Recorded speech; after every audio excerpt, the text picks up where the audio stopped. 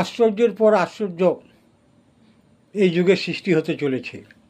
আপনারা সবাই জানেন মিশরে পিরামিড আবিষ্কৃত হয়েছিল, কিন্তু ইদানিং একটা অসম্ভব ব্যাপার ঘটে গেছে। সেটা হলো জাপানি সমুদ্রগর্ভের ঠিক টোকিওর সংলগ্ন এলাকায় একটি পিরামিড সমুদ্রের তলায় পাওয়া গেছে, মানে ঠিক সমুদ্রের 82 ফুট নিচে, এবং সেই পিরামিডটির উচ্চতা 90 ফুট।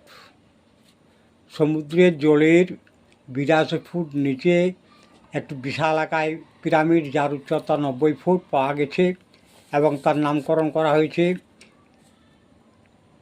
ইয়োনাগুলি মনুমেন্ট।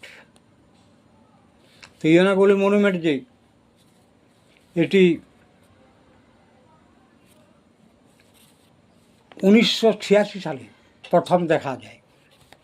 তারপর থেকেই বিভিন্ন রকম প্রত্নতাত্ত্বিকবিদ থেকে শুরু করে বিশেষজ্ঞদের জল্পনা কল্পনা চলে এই পিরামিডকে নিয়ে। তারপর পিরামিডের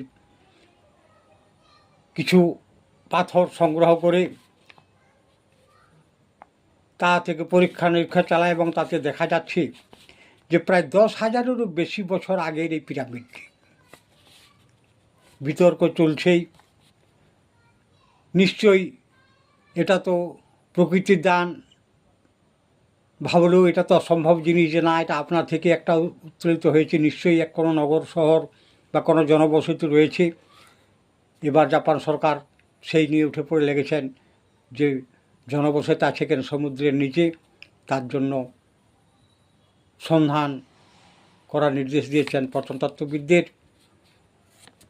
সমুদ্রের বুকে এরকমের একটি পিরামিড পাওয়ার অর্থই বিশেষজ্ঞরা মনে করছেন যে জলস্তর ক্রমাগত বৃদ্ধি পাওয়ার জন্যই ওই পিরামিডটি জলের তলায় চলে গেছে, এটাই প্রাথমিক অনুমান। এবং যেহেতু পিরামিড রয়েছে, তার সামনাসামনি কোনো নগর শহর বা জনবসতি রইতে পারে, তার জন্য জাপান সরকার উঠে পড়ে লেগেছেন। এবং যদি এই 10,000 বছরের বেশি পুরানো প্রত্নতত্ত্ববিদরা যা বলছেন তা যদি হয়, তাহলে মিশরের যে পিরামিড তার থেকে অনেক আগের হয়ে যাবে এবং একটি রেকর্ড সৃষ্টি হবে। নমস্কার।